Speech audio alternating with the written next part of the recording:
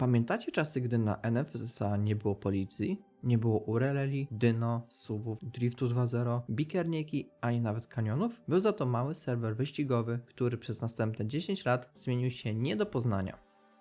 Jestem graczem Need for Speed San Andreas od samego początku i przez tę dekadę widziałem niemal każdą aktualizację. Od dodania nowej klasy Aut Vintage, przez premierę policji, aż po najnowszy rebalans klas i Drift 2.0. W tym filmie cofniemy się do 2016 roku i przyjdziemy przez całą historię serwera rok po roku. Zobaczymy, które aktualizacje zmieniły NFSSA na zawsze, które okazały się sporym sukcesem, a które gracze woleliby jak najszybciej zapomnieć. Jeśli sami graliście na Need for Speedzie San Andreas przez te lata, napiszcie w komentarzu, która aktualizacja była waszą ulubioną.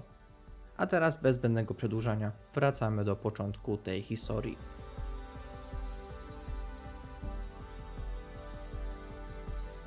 Jest to pierwszy oficjalny update po wystartowaniu serwera. W tej aktualizacji Bartek zaprezentował po raz pierwszy system banów Race Bans. Race Bany dostają osoby, co wychodzą z wyścigów.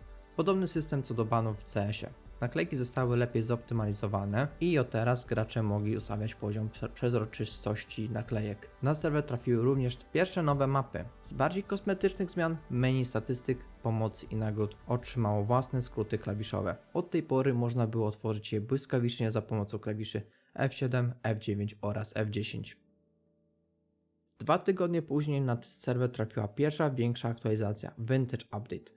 Był to moment, w którym deweloperzy zaczęli wyraźnie rozbudowywać salon dostępnych pojazdów. Na serwer trafiły 3 nowe samochody z klasy Vintage: Hermes, Broadway oraz Hustler. Kosztowały odpowiednio 8, 10 i 12 tysięcy reputacji, więc dla wielu graczy stanowiły kolejny cel do odblokowania. Twórcy nie zapomnieli również o fanach tuningu. Zwiększono liczbę dostępnych warstw naklejek, dzięki czemu można było stworzyć znacznie bardziej rozbudowane projekty malowań. Nie zabrakło też nowych tras.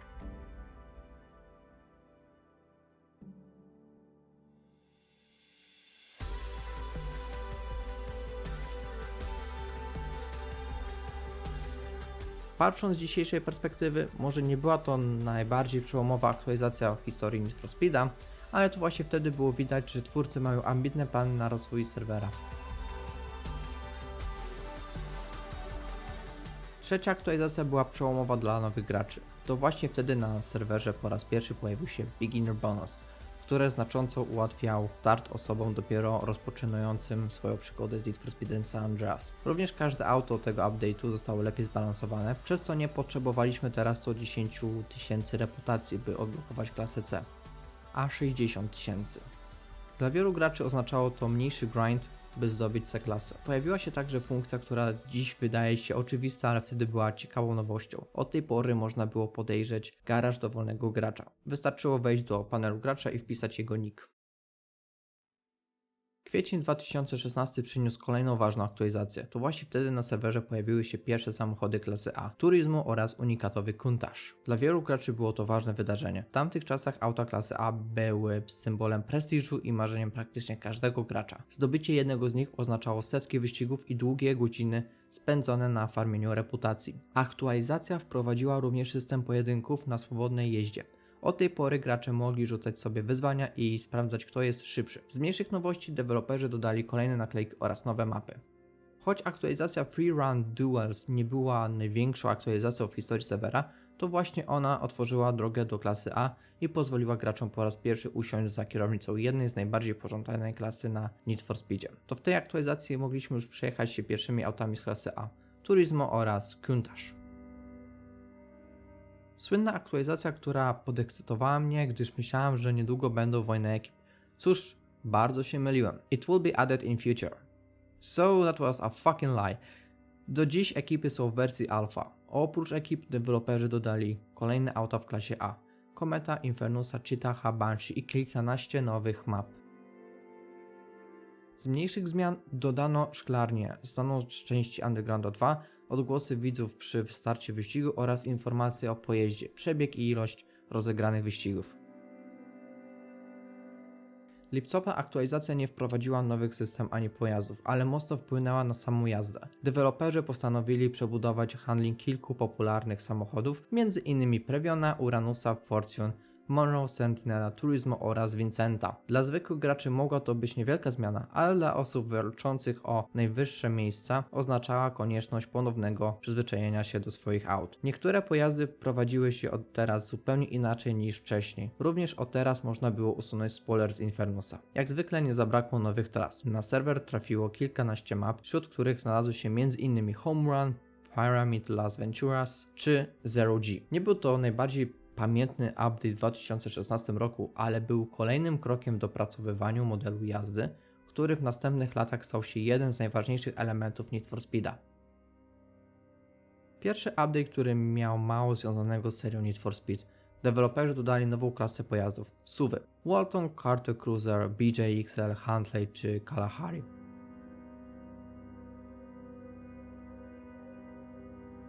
A oprócz tego deweloperzy zaprezentowali nowy tryb wyścigów – offroady. Kolejną nowością był nowy system odblokowania pojazdów. Od tej aktualizacji gracz ma wybór, co chce najpierw odblokować. Z mniejszych nowości 6 nowych felg oraz każda felga mogła mieć inny kolor oraz nowy rodzaj felg – spinnery. To takie kręcące się felgi. Z biegiem lat uważam, że pomysł z SUV-ami nie wypalił, widząc jak rzadko gracze grali w ten nowy tryb. Nie oszukujmy się, offroady mają mało wspólnego do serii Need for Speed. Na kolejny update musieliśmy chwilę poczekać, gdyż pojawił się dopiero w drugiej połowie września. W tej aktualizacji deweloperzy dodali nowy sposób zarabiania reputacji i pieniędzy – magazyny. Jest to mechanika z Undergrounda 2 polegająca na dojechaniu w określone miejsce i wykonaniu zdjęcia dla czasopisma związanego z tuningiem samochodów. Z mniejszych nowości warto wspomnieć o nowych pojazdach Patriot i A-Type. Dodano nowe lakiery matowy, perłowy i połysk. Dodano opcję Forklift Distance, czyli możliwość zmniejszenia odległości rysowania mapy. Oraz dodano też nowe mapy.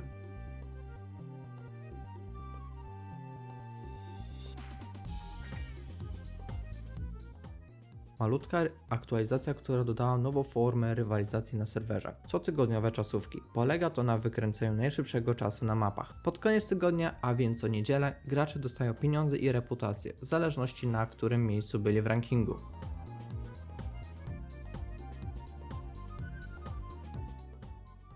10 dni minęło, a kolejna aktualizacja zawitała na serwerze. Bartek dodał nowe fotki. Fotki mogliśmy zobaczyć przy ładowaniu plików serwera. Deweloper dodał kolejne mapy.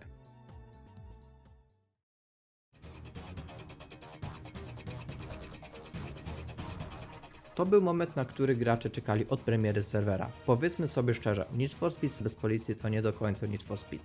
Przez cały 2016 rok społeczność regularnie pytała, kiedy w końcu pojawią się wyścigi. I właśnie w grudniu deweloperzy spełnili to życzenie.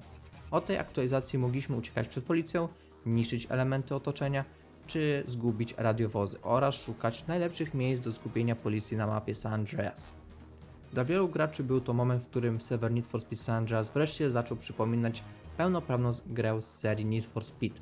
Jakby tego było mało, aktualizacja wprowadziła również zimową aurę oraz kolejną porcję nowych tras wyścigowych. Pierwszy rok dla Need for Speed San Andreas był okresem budowania fundamentów serwera i wprowadzania funkcji, które na lata stały się znakiem rozpoznawczym. W ciągu zaledwie kilku miesięcy deweloperzy dodali wiele nowych pojazdów, dziesiątki map oraz pierwsze większe systemy rozgrywki. To właśnie wtedy pojawiły się racebany, bonus dla nowych graczy, system dueli, ekipy oraz cotygodniowe czasówki, które zachęcały do regularnej rywalizacji. Ważnym krokiem było również rozszerzenie aut o nowe klasy pojazdów. Gracze otrzymali pierwsze samochody klasy A, takie jak Turismo czy unikatowy Countach, a pod koniec roku także zupełnie nową kategorię SUV-ów wraz z wyścigami offroadowymi. Duże znaczenie miał także nowy system odblokowywania aut, który pozwalał samodzielnie wybierać, które auto gracz chce odblokować. Nie zabrakło również inspiracji serią Need for Speed. Dodano magazyny wzorowane na sesjach zdjęciowych z Underground 2, rozbudowano tuning wizualny o nowe lakiery i felgi, a liczba map rosła z każdą aktualizacją. Jednak bez wątpienia najważniejszym wydarzeniem roku było wprowadzenie policji w grudniu 2016 roku. Pościgi, ucieczki i niszczenie obiektów wspomagających zgubienie radiowozów sprawiły, że serwer jeszcze bardziej zaczął przypominać klasyczne odsłony Need for Speed. Podsumowując, 2016 rok był jednym z najważniejszych okresów w historii Need for Speed San Andreas. To wtedy serwer przestał być prostą platformą wyścigową i zaczął przekształcać się w rozbudowaną grę wyścigową z własnym systemem progresji, tuningiem, rywalizacją i pościgami policyjnymi. Pierwszy update 2017 roku nie był przebojowy, gdyż dostaliśmy tylko mapy. Trzeba było jednak przyznać, że było ich sporo. To była seria genialnych aktualizacji. W Tuning Update'cie każda klasa dostawała powiększony tuning wizualny o nowe poszerzenia karoserii, zderzaki, spoilery itd. W pierwszej części deweloperzy odświeżyli E i A-klasę.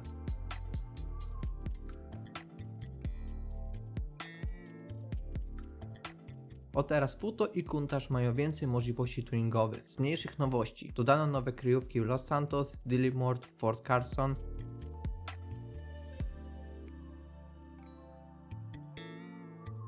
Dodano nowe sklepy w Dillimore i Fort Carson.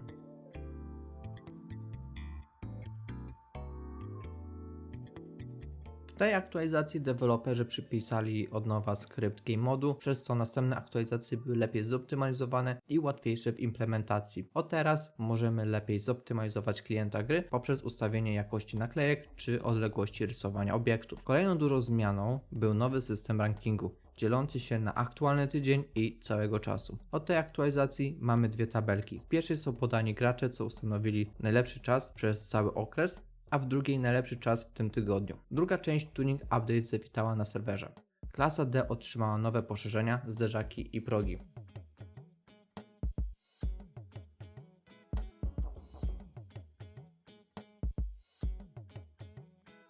W tej aktualizacji dostaliśmy nowy pojazd na serwerze – Buffalo. Z mniejszych nowości dodano pieniądze na swobodnej jeździe. Mechanika taka sama jak w Underground 2. Każdego dnia lokalizacje pieniędzy zmieniają się. Usprawniono radar poprzez możliwość personalizacji go. Od teraz można zapalać i gasić światła pojazdów na swobodnej jeździe.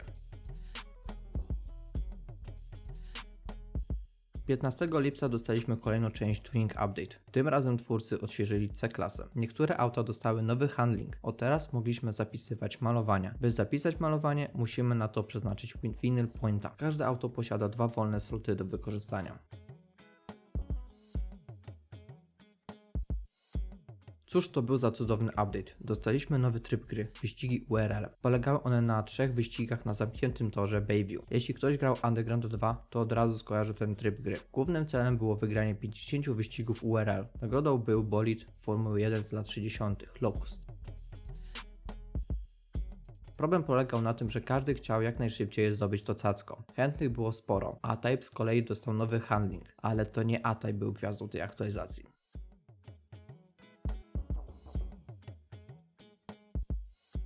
Był to mniejszy update polegający na ulepszeniu optymalizacji oraz wprowadzeniu NFSS Boostera, program, który polepszał naklejki na serwerze. Z mniejszych rzeczy to kilka pojazdów doczekało odświeżony handling, m.in. Futo, Buffalo i ZRK 130.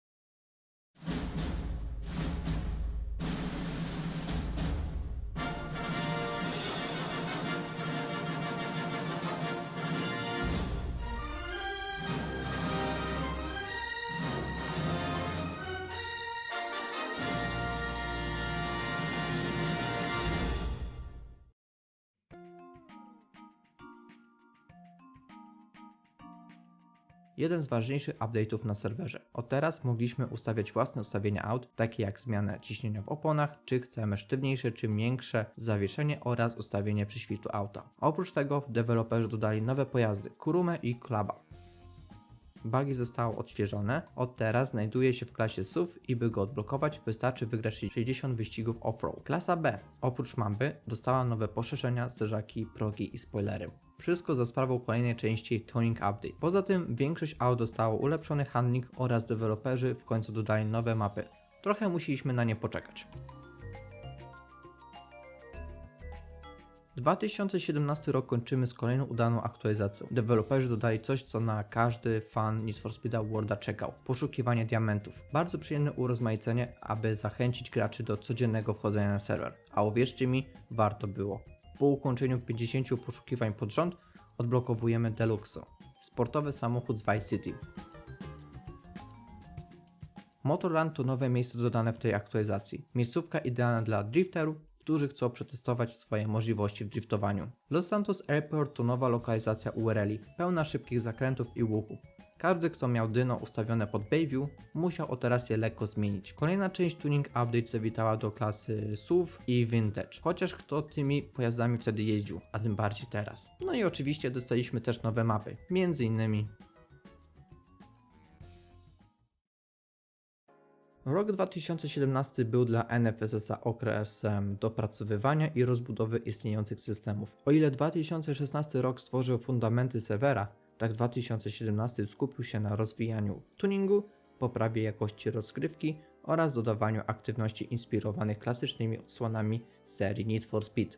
Był to również rok, w którym deweloperzy położyli duży nacisk na optymalizację oraz przyszły rozwój serwera. Największym projektem roku był bez wątpienia Tuning Update, podzielony na kilka części. Przez kolejne miesiące niemal każda klasa pojazdów otrzymała nowe zderzaki, spoilery, progi oraz poszerzenia nadwozia, znacząco zwiększając możliwości tuningowania samochodów. Gracze mogli również zapisywać własne malowania, a pod koniec roku rozbudowany tuning objął także SUV-y i pojazdy vintage. Drugim przełomowym wydarzeniem było wprowadzenie trybu Underground Racing League, znanego fanom Need for Speed Underground 2. Rywalizacja na zamkniętych torach oraz możliwość zdobycia wyjątkowego lokusta sprawiły, że URL-e szybko stały się jedną z najpopularniejszych aktywności na serwerze. Kilka miesięcy później pojawił się również system Dyno, pozwalający samodzielnie regulować ustawienia pojazdu, takie jak zawieszenie, prześwit czy ciśnienie w oponach. Był to ogromny krok w stronę bardziej zaawansowanego tuningu mechanicznego. W 2017 roku przebudowano również sam fundament serwera poprzez przepisanie game modu od podstaw, co poprawiło wydajność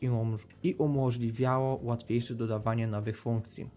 Gracze otrzymali także nowe sposoby zdobywania nagród, takie jak codzienne zbieranie pieniędzy na swobodnej jeździe czy wprowadzone pod koniec roku poszukiwanie diamentów, inspirowane Need for Speedem Worldem. Podsumowując, 2017 rok był czasem rozwoju NFSS-a. Serwer stał się bardziej rozbudowany pod względem tuningu, od teraz oferował nowe tryby rozgrywki oraz większą swobodę konfiguracji pojazdów.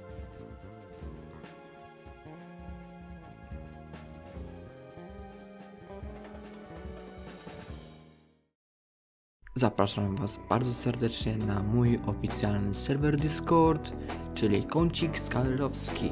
Mamy tutaj prosty regulamin, macie też oczywiście info o wszystkich moich nowych filmach na YouTubie, o nadchodzących streamach. Możecie tutaj porozmawiać o wszystkim i o niczym. Możecie też tutaj zrzuty ekranów rzucać swoje z różnych gier. Oczywiście dyskusja o Need for Speed San Andreas. Tutaj możecie wrzucać swoje misje z Design All Mission.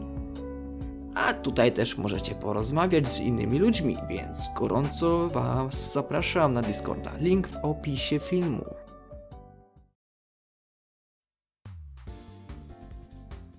Rok 2018 był uboższy, jeśli chodzi o aktualizację. Kolejna aktualizacja pojawiła się dopiero w drugiej połowie lipca. Prawie 7 miesięcy bez żadnych nowości. Więc co dodał update na serwerze? O teraz możemy wybrać auto, które chcemy wykorzystać w wyścigu, możliwość oglądania innych wyścigów, nowy system szybkich wyścigów, nowe tryby kamery, czy małe pierdółki typu kolorowanie tłumików, sprzedaż winning pointów za kasę w grze oraz masę bugfixów.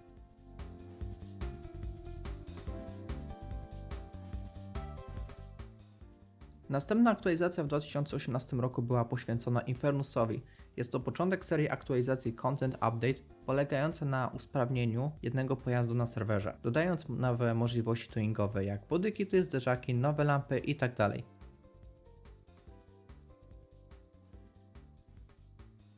Długo nie musieliśmy czekać na kolejną aktualizację, gdyż już 15 dni później dostaliśmy kolejną część Content Update, tym razem poświęconą Sultanowi. W porównaniu z Infernusem, Sultan dostał więcej miłości od deweloperów. Oto lista.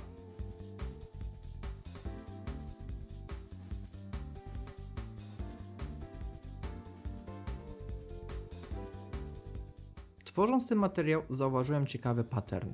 Każdą część Content Update'u dostawaliśmy co 15 dni. Wcześniej nie zauważyłem tego zjawiska. Trzecia część była skupiona na Komecie. Dostał on nowe bodykity, spoilery i co ciekawe, Kometa od teraz można było zrobić w wersji Cabrio. Dodatkowo dostaliśmy łącznie 45 rodzajów świateł tylnych i przednich. Czwarta część ulepszyła tuning zewnętrzny unikatowi klasy A, Countach, dodając 4 bodykity, 7 nowych spoilerów czy 4 opcje zmiany dachu oraz bugfixy typu dodanie kierownicy do Countacha. To jak my wcześniej sterowaliśmy nim.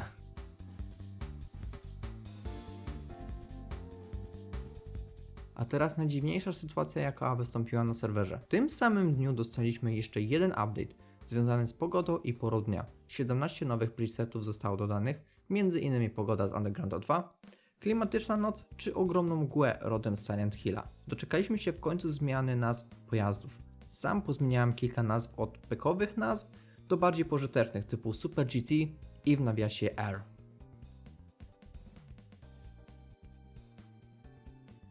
Był to mały update dodający nowe felgi, m.in. Race, ale to była cisza przed burzą, ponieważ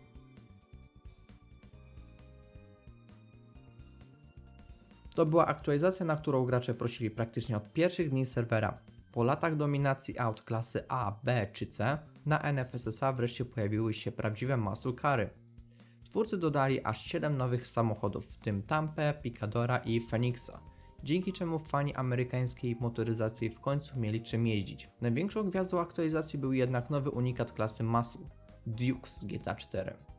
Dla wielu graczy był to jeden z najbardziej pożądanych samochodów dodanych w tamtym okresie. Całość dopełniły nowe felgi stylizowane pod amerykańskie wozy, dzięki czemu świeżo dodane auta można było od razu odpowiednio wystylizować. Ta aktualizacja może nie zmieniła całego serwera, ale bez wątpienia spełniła jedno z najstarszych życzeń społeczności Need for Speed'a San Andreas.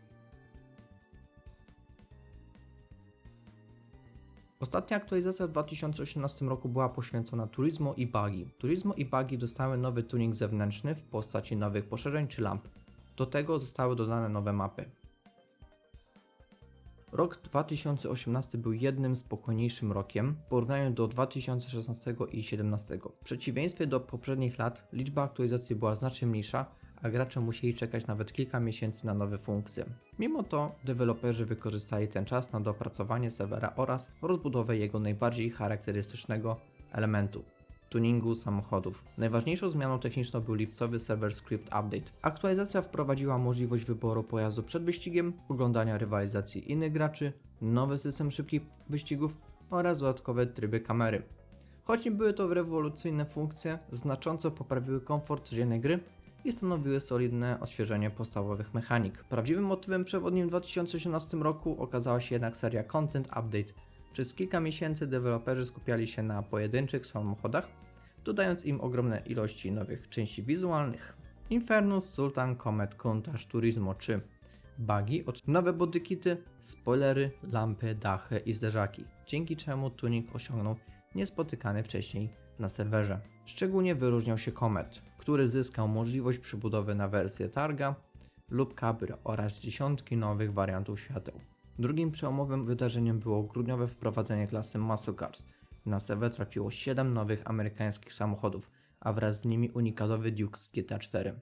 Była to jedna z najbardziej wyczekiwanych nowości przez społeczność i pierwszy tak duży zastrzyk nowej zawartości od dłuższego czasu. Warto wspomnieć także o nowych presetach pogody i pory dnia, które pozwoliły nadać rozgrywce zupełnie inny klimat. Od nocy inspirowanej Undergroundem 2 po gęstą mgłę przypominającą Silent Hill. Podsumowując, 2018 rok nie był rokiem wielkich systemów czy nowych trybów gry. Zamiast tego twórcy skupili się na dopracowywaniu istniejących elementów oraz ogromnym rozwoju tuningu wizualnego. To właśnie wtedy Need for Speed San Andreas umocniło swoją pozycję jako serwer, na którym personalizacja samochodów stała się równie ważna jak same wyścigi.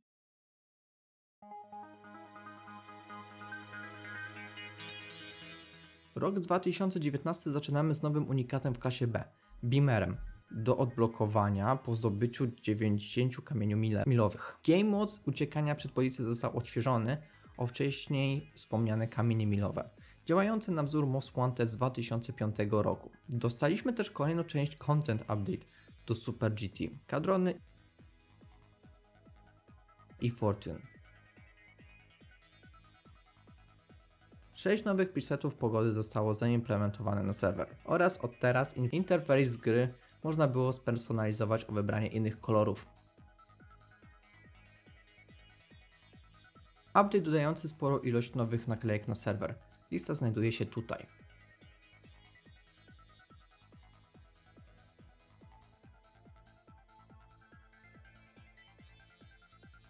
Następny update był poświęcony Uranusowi, aucie klasy C. Aktualizacja dodała masę możliwości tuningowych, m.in. od teraz Uranus może stać się kombiakiem.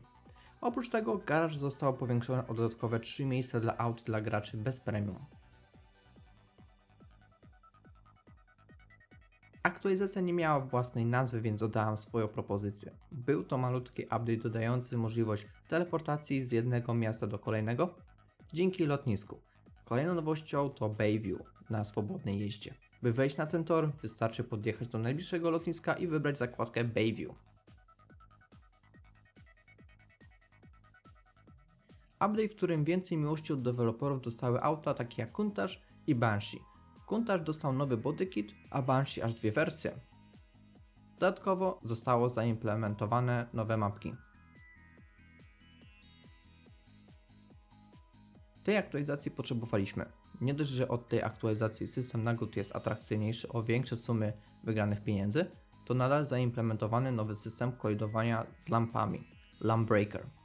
Poprzednio przed autem był niewidzialny motocykl, który pierwszy niszczył ma lampy. Od tej aktualizacji system ten działa zupełnie inaczej, co jak wiemy działa on o wiele lepiej niż poprzedni.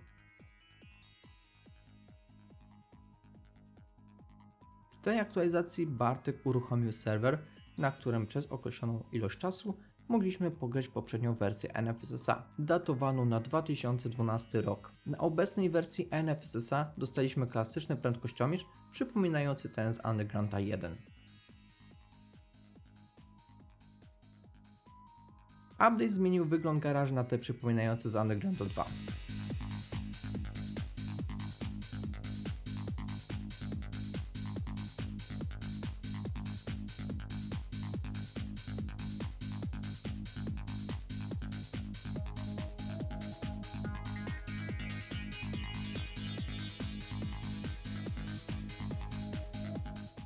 Dodano też kilkadziesiąt nowych naklejek oraz parę sklepów na swobodnej jeździe.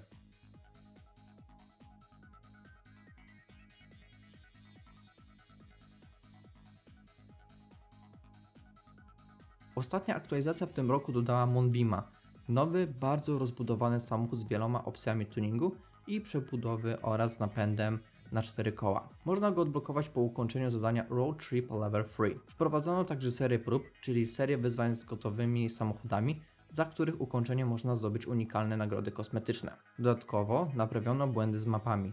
Dodano nowe części do LG, a z okazji świąt gracze otrzymali tydzień premium za darmo i podwójne nagrody za wyścigi. Rok 2019 był dla NFSSA okresem odświeżenia istniejących systemów oraz rozwijania zawartości, którą gracze znali już z poprzednich lat. Z rewolucyjnych rzeczy dodali serię prób pod koniec roku. Pierwsza aktualizacja polegała na odświeżeniu trybu policyjnego poprzez wprowadzenie kamieni milowych, wzorowanych na systemie znanym z Need for Speed Most Wanted z 2005 roku. Wraz z nimi na serwer trafił nowy unikat klasy B, Beamer, którego zdobycie wymagało ukończenia specjalnych wyzwań związanych z pościgami. Był to kolejny krok w kierunku połączenia wyścigów z aktywnościami na swobodnej jeździe. Rok 2019 kontynuował również rozwój personalizacji pojazdów. Kolejne odsłony Content Update rozbudowały tuning takich samochodów jak Uranus, Countach, Banshee, Super GT czy Fortune. Dodano także ogromną liczbę nowych naklejek, a gracze mogli personalizować interfejs gry poprzez zmianę jego kolorystyki. Szczególnie wyróżniał się Uranus, który dzięki nowym częściom mógł zostać przebudowany nawet na wersję kombi. Ważną nowością było również udostępnienie Bayview na swobodnej jeździe. Od tej pory gracze mogli odwiedzać kultowy tor znany z wyścigów URL bez konieczności rozpoczynania zawodów, co dodatkowo zwiększyło atrakcyjność eksploracji świata gry. Z kolei aktualizacja Race Rewards Revamp poprawiła ekonomię serwera, zwiększając nagrody za wyścigi oraz wprowadzając ulepszony system Lamp Breakera. Na uwagę zasługuje też uruchomienie NFSSA Classic, specjalnej wersji serwera pozwalającej wrócić do realiów z 2012 roku. Był to ciekawy ukłon w stronę najstarszych graczy i okazja do przypomnienia sobie początków projektu. Podsumowując, 2019 rok nie przyniósł wielkich rewolucji, ale skutecznie rozwijał i ulepszał istniejące mechaniki. Nowe pojazdy, rozbudowany tuning, poprawiony system nagród, Bayview na swobodnej jeździe oraz prowadzenie Challenge Series sprawiły, że serwer oferował więcej aktywności niż kiedykolwiek wcześniej. Był to rok dopracowywania szczegółów, które uczyniły NFSSA jeszcze bardziej kompletnym doświadczeniem dla graczy.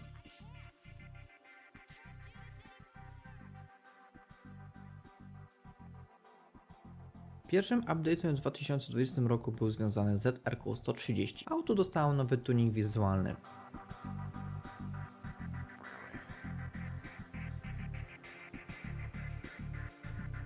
Nie tylko content update dostaliśmy, ale też nowy prędkościomierz i nowe serie prób. Money Challenge Set 2 i ZR-130 Unique Part Challenge Set.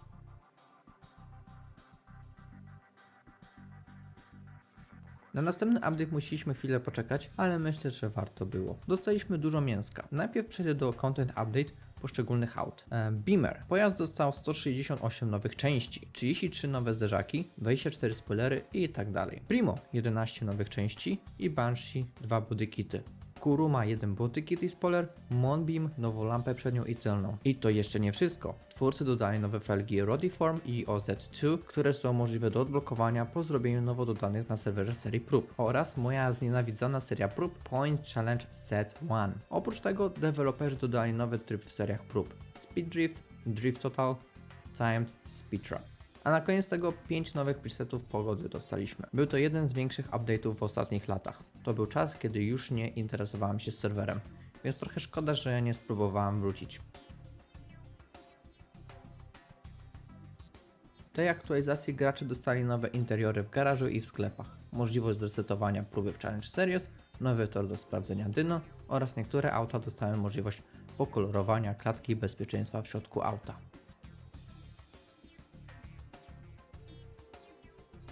Ostatnim update'em w 2020 roku to Christmas Update.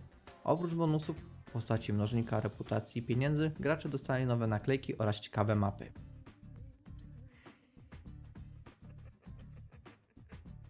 Okej, żartowałem. Ten update był ostatnim w 2020 roku i to samo jak przy pierwszej części Mega Update, znów dostaliśmy ogrom nowości. Mamba dostała nowe zderzaki, nowy interior oraz klatkę bezpieczeństwa. Monroe od teraz posiada 5 nowych bodykitów, m.in. 288 GTO, GT40 czy Liberty Wall. LG dostało tyle samo miłości co dwa pozostałe auta. W sumie nawet więcej uwagi, ponieważ LG ma od teraz 15 nowych bodykitów i wiele więcej. Rok 2020 był dla NFSS-a okresem jakości ponad ilość. Aktualizacji nie było wiele, ale gdy już się pojawiały, oferowały ogromne porcje nowej zawartości. Był to rok zdominowany przez rozbudowę tuningu wizualnego, rozwój serii prób poprzez nowe tryby gry oraz dalsze dopracowywanie istniejących samochodów zamiast wprowadzania całkowicie nowych systemów. Pierwsza aktualizacja skupiła się na ZR-130, które otrzymało nowe części tuningowe oraz własny zestaw wyzwań. Jednak prawdziwe emocje przyszły dopiero w sierpniu wraz z pierwszym Mega Update. Była to jedna z największych aktualizacji od kilku lat. Beamer otrzymał wręcz absurdalną liczbę nowych części, ponad 160 elementów, a kolejne pojazdy, takie jak Primo, Banshee, Kuruma czy Moonbeam, również doczekały się nowych możliwości personalizacji. Do gry trafiły także nowe felgi, dodatkowe serie prób oraz zupełnie nowe typy wyzwań, takie jak Speed Drift, Drift Total czy Timed Speed Trap. Wszystko to sprawiło, że gracze mieli jeszcze więcej powodów do rozwijania swoich garaży oraz poprzez nowe pojazdy i zdobywania unikalnych nagród. Drugim filarem rozwoju w 2020 roku były właśnie Challenge Series. Twórcy regularnie dodawali nowe zestawy wyzwań, odblokowujące specjalne części i felgi. Dzięki temu systemowi ten stał się jedną z najważniejszych aktywności dla graczy nastawionych na długoterminowy progres. Końcówka roku również nie zawiodła. Halloween Update oświeżył wnętrza garaży, sklepów oraz dodał tor testowy do ustawienia dyno. Kilka dni po świątecznej aktualizacji gracze otrzymali jednak jeszcze jedną niespodziankę. Mega Update 2. Tym razem ogromną dawkę nowych części dostały Mamba, Monroe i przede wszystkim LG. Szczególnie to ostatnie auto stało się prawdziwym rajem dla tunerów, otrzymując aż 15 nowych bodykitów i dziesiątki dodatkowych modyfikacji. Podsumowując, 2020 rok był świętem dla fanów personalizacji samochodów, czyniąc NFSS-a jednym z najbardziej rozbudowanych serwerów pod względem modyfikacji pojazdów.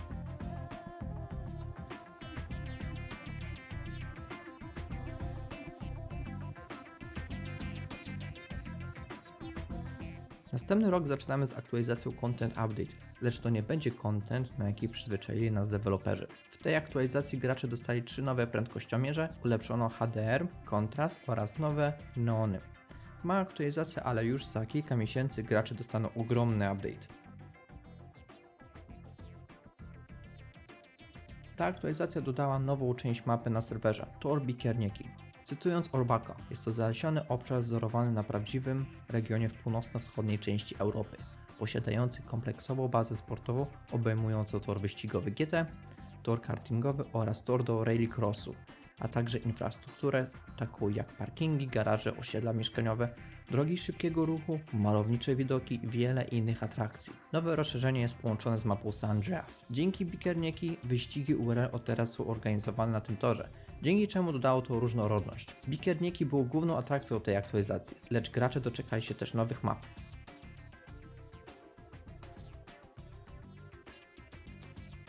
Jak co roku, pod koniec roku gracze NFSSA dostali bonusy w postaci mnożnika reputacji i pieniędzy. Deweloperzy dodali dwie mapy. Rok 2021 był jednym z najspokojniejszych lat w historii NFSSA. Pod względem liczby aktualizacji przez większość roku na serwerze nie pojawiały się większe nowości, a gracze musieli uzbroić się w cierpliwość. Mimo niewielkiej liczby update'ów, twórcy przygotowali jedną zmianę, która znacząco wpłynęła na przyszłość serwera. Pierwsza aktualizacja pojawiła się dopiero w maju i miała raczej kosmetyczny charakter. Gracze otrzymali nowe prędkościomierze, ulepszony efekt HDR oraz dodatkowe neony do personalizacji samochodów.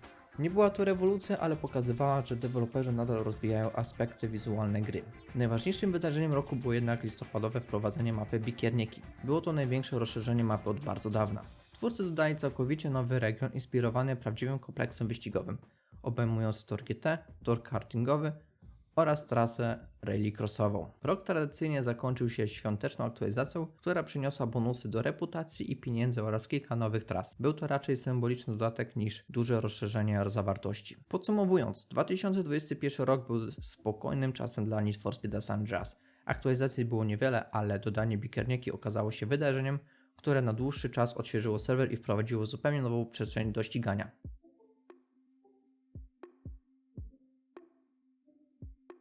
3 dni po Sylwestrze i gracze dostali nową aktualizację w nowym roku. Pierwszą nowością to 3 serie prób. Pojazd klasy A, czyli Banshee, dostał odświeżony tuning wizualny w postaci nowych bodykitów czy spoilerów.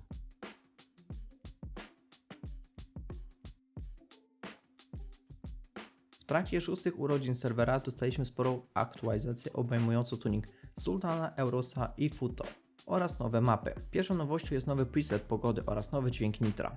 Point Set 5, nowa seria prób, została dodana na serwerze. Futo doczekało się ogromnego odświeżenia w postaci bodykitów czy nowych rodzajów dachów. Następnym pojazdem był Euros. Tak samo jak Futo, Euros od teraz ma bogatszy tuning. Ostatnim pojazdem był Sultan. Od teraz możecie go przerobić na słynnego Peugeota 406 z filmu Taxi.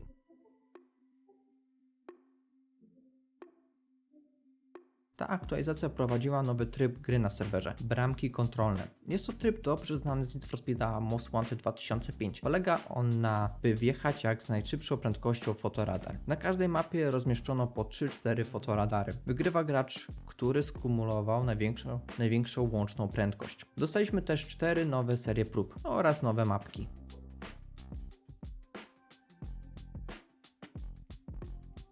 No i mamy święta, bardzo szybko w tym roku. Gracze dostali rzeczy do odblokowania powiązane ze świętami, m.in. naklejki oraz prezenty na mapie. 18 nowych felg zostało dodanych na serwerze, m.in. NK, Rotiform, oraz nowe mapki.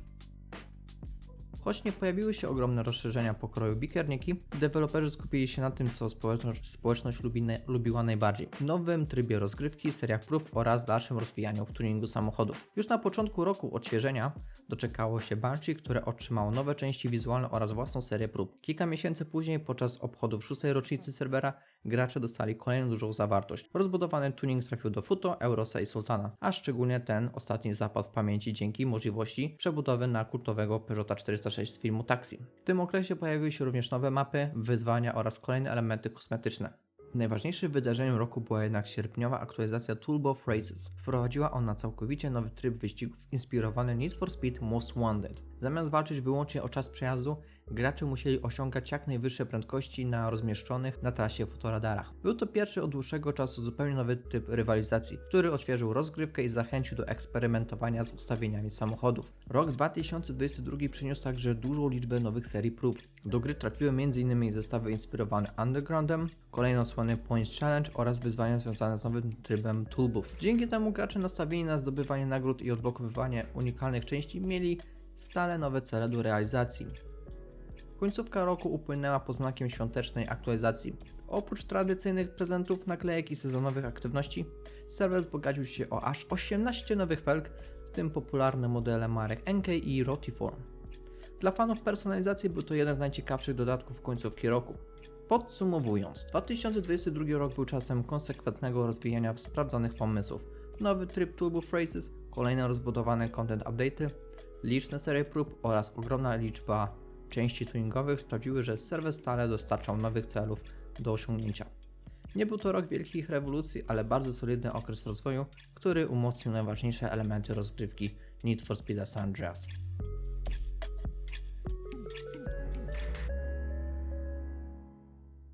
Musieliśmy poczekać aż 7 miesięcy na kolejny update. Co ta aktualizacja dodała? ZR-ka 130 i Primo dostały prawie 300 nowych części.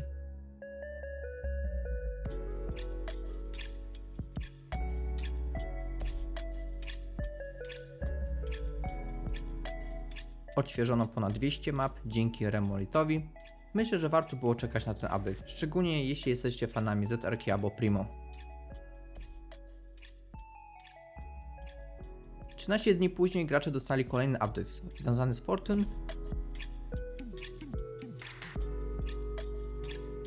nową serią prób i felgami. Nowe serie prób. Niektóre pojazdy dostały odświeżony handling, Manana, Comet, Dukes itd.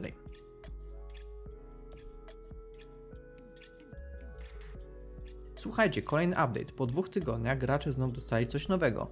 Był to oczywiście mniejszy update polegający na zaktualizowaniu serwera do wersji 1.6 czy dodaniu nowych wspomagaczy, by naklejki tak szybko nie znikały. Chodzi mi o problem out of memory. Od 2016 roku wielu graczy proponowało dodanie kanionów na serwer, w tym też i ja. Jak dobrze pamięć mnie nie myli, w filmie NFSSA Obudź się zaproponowałem pomysł z kanionami. Dlaczego przypomniałem ten filmik? Otóż w tej aktualizacji dostaliśmy 2 trasy w kanionie do sprawdzenia: Lookout Point i The Desperation Reach. 2023 rok był dla NFSSA rokiem długo wyczekiwanych, ale bardzo treściwych aktualizacji. Przez pierwszą połowę roku na serwerze panowała zupełna cisza, jednak gdy deweloperzy w końcu wrócili z nowościami, skupili się na tym, co społeczność lubi najbardziej: ogromnych porcjach tuningu oraz odświeżaniu istniejących zawartości.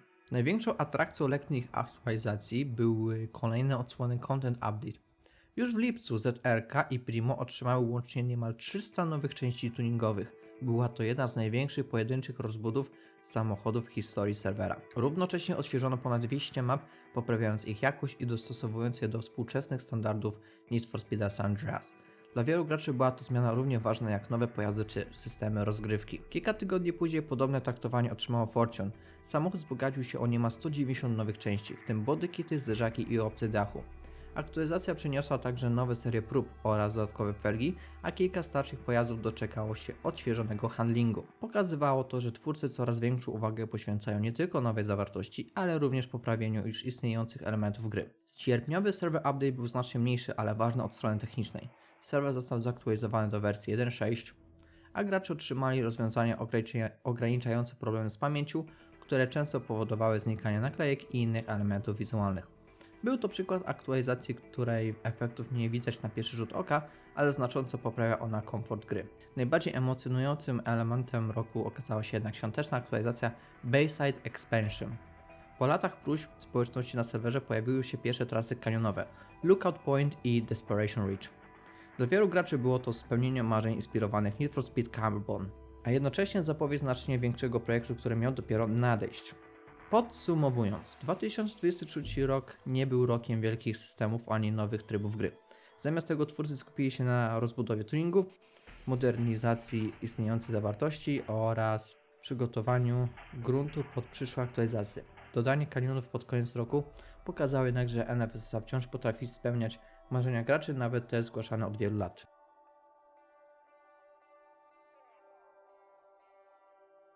Nie żartuję. Rok 2024 był jednym z najgorszych okresów na serwerze. Dopiero pod koniec roku dostaliśmy aktualizację. Szczerze, nawet nie była ona aż tak przebojowa. Z nowości to nowy shader polegający na zamianie mapy serwera na śnieg. Od teraz premium dodaje 10% więcej reputacji i pieniędzy z wyścigów oraz można wyłączyć policję. Ale tylko jak macie premium. I to w sumie tyle, jeśli chodzi o tę aktualizację. Rok 2024 był bez wątpienia najuboższym okresem w historii Need for Speed San Andreas pod względem rozwoju zawartości. Patrząc na wcześniejsze lata, trudno znaleźć drugi tak długi okres stagnacji. Nawet spokojne lata takie jak 2018 czy 2021 oferowały przynajmniej kilka większych aktualizacji lub pojedyncze nowości, które realnie wpływały na rozgrywkę. W 2024 roku gracze musieli czekać niemal 12 miesięcy na jedyną aktualizację, która pojawiła się dopiero w okresie świąt. Christmas Update 2024 nie przyniósł rewolucyjnych zmian. Najbardziej widoczną nowością był shader pokrywający mapę śniegiem, dzięki któremu świat gry nabrał zimowego klimatu. Oprócz tego posiadacze premium otrzymali 10% bonusu do reputacji i pieniędzy zdobywanych za wyścigi oraz możliwość wyłączenia policji podczas rozgrywki. Były to jednak głównie dodatki kosmetyczne i funkcje Quality of Life, a nie nowa zawartość, na jaką gracze byli przyzwyczajeni w poprzednich latach. Dla porównania, w 2016 roku serwer otrzymał policję, system ekip, suwy i dziesiątki map. Rok 2017 przyniósł URL, dyno oraz przebudowę game modu. W kolejnych latach regularnie pojawiały się nowe tryby gry, serie prób, samochody, części tuningowe czy nawet całe obszary mapy, takie jak bikiernieki. Nawet 2023 rok, mimo niewielkiej liczby aktualizacji, zakończył się długo wyczekiwanym wprowadzeniem tras kanionowych. Na tym tle rok 2024 wypada wyjątkowo kiepsko.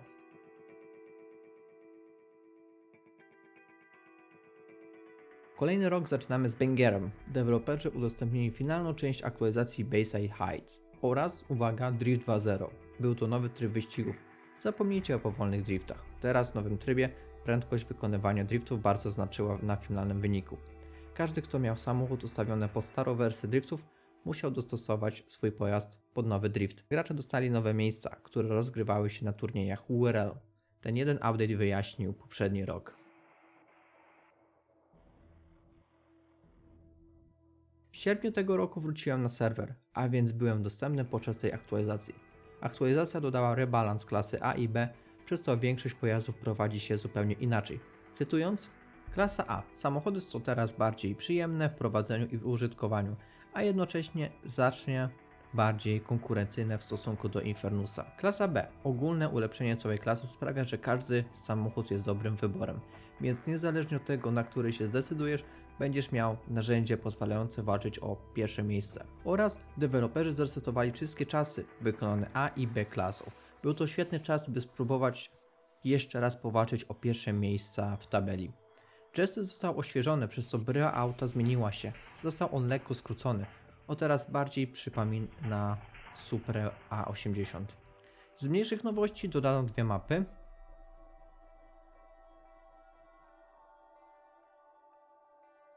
Aktualizacja odświeżyła handling pojazdów klasy C, D i E.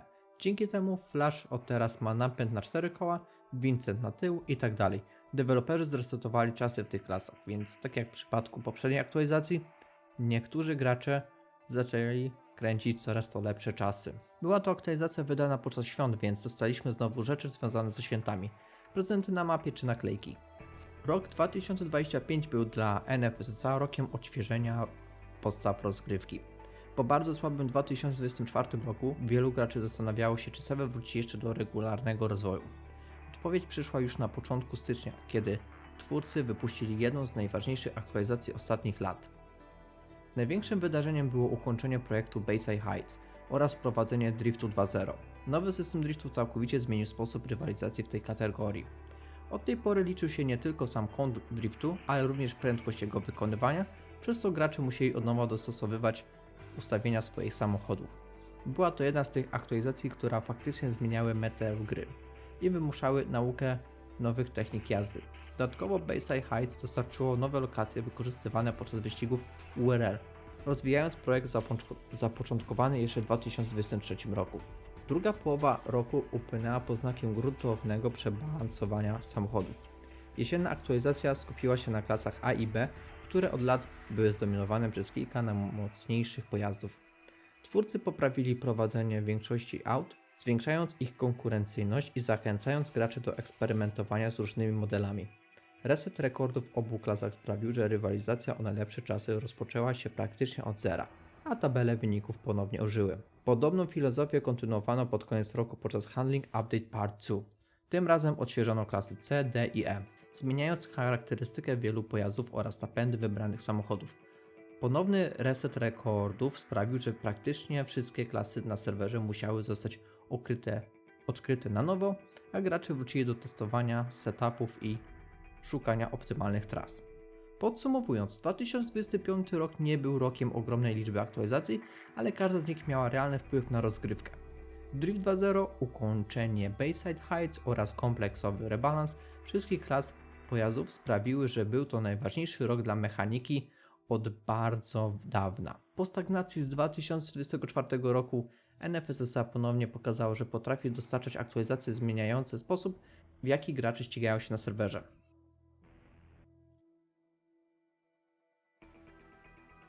Rok 2026, przynajmniej na moment tworzenia tego materiału, jest jedną wielką niewiadomą. W przeciwieństwie do poprzednich lat deweloperzy nie wydali jeszcze żadnej większej aktualizacji, a społeczność od kilku miesięcy czeka na zapowiedzianą nowość. Głównym tematem rozmów stało się nowe auto, Banshee z Vice City, które ma trafić do klasy A. Pierwsze zapowiedzi pojawiły się już na początku maja, a twórcy informowali, że samochód powinien zostać dodany pod koniec maja lub czerwca. Na ten moment trudno jednak ocenić 2026 rok, ponieważ jesteśmy w połowie roku. Może się okazać, że jest to jedynie cisza przed burzą i kolejne miesiące przyniosą długo wyczekiwane nowości. Jeśli jednak nic się nie zmieni, rok 2026 może pójść śladami 2024 i zostać zapamiętany jako okres z niewielką liczbą aktualizacji. Jeżeli mam podsumować całe dziesięciolecie NFSSA jednym zdaniem, powiem to: od prostego serwera wyścigowego do jednego z najbardziej rozbudowanego serwera w historii MTA. Kiedy serwer wystartował w 2016 roku, oferował przede wszystkim wyścigi, kilka samochodów i podstawowy system progresji. Jednak przez kolejne lata deweloperzy konsekwentnie rozwijali projekt, dodając funkcje inspirowane niemal każdą kultową odsłoną Need for Speed. To właśnie dlatego dziś NFSSA nie przypomina już zwykłego serwera wyścigowego, lecz osobną grę zbudowaną na silniku GTA San Andreas. Zresztą kiedyś były plotki o przeniesieniu NFSSA na silnik Unity. Pierwsze lata były najbardziej przełomowe i szalone. W 2016 roku pojawił się system ekip, bonus dla nowych graczy, SUVy, wyścigi offroadowe, magazyny inspirowane Undergroundem 2 oraz długo wyczekiwana policja. Rok później dostaliśmy URL znane z Undergrounda 2, system dyno pozwalający regulować zawieszenie i ustawienia pojazdów oraz ogromne rozszerzenie tuningu wizualnego. To właśnie wtedy ukształtował się fundament rozgrywki, który przetrwał aż do dziś. Kolejne lata skupiały się na rozwijaniu tego fundamentu. Serwer wzbogacił się o nowe klasy pojazdów, m.in. muscle cary i nowe SUVy oraz setki części tuningowych. Diamond Hunt wyciągnięty z Need for Speed Worlda, kamienie milowe wzorowane na Most Wanted 2005. W międzyczasie rozbudowywano swobodną jazdę, dodawano nowe lokalizacje, system nagród oraz coraz bardziej zaawansowane opcje personalizacji. Jednym z największych osiągnięć projektu było także stworzenie własnych rozszerzeń mapy i torów wyścigowych. Najpierw pojawiło się Bayview znane z Undergrounda 2, później ogromne rozszerzenie Big Carnegie, a następnie kaniony i Bayside Heights inspirowane klimatem Need for Speeda Carbon. Każda z tych lokacji dawała graczom nowe miejsca do rywalizacji i sprawiała, że mapa San Andreas stawała się coraz większa. Nie można również zapomnieć o ogromnym rozwoju tuningu. Na przestrzeni lat dziesiątki samochodów otrzymało własne bodykity, spoilery, lampy, zderzaki, dachy i felgi. Niektóre auta zyskały setki nowych części, a system dyno pozwolił dodatkowo dostosowywać charakterystykę prowadzenia. Dla wielu graczy tuning stał się równie ważny jak same wyścigi.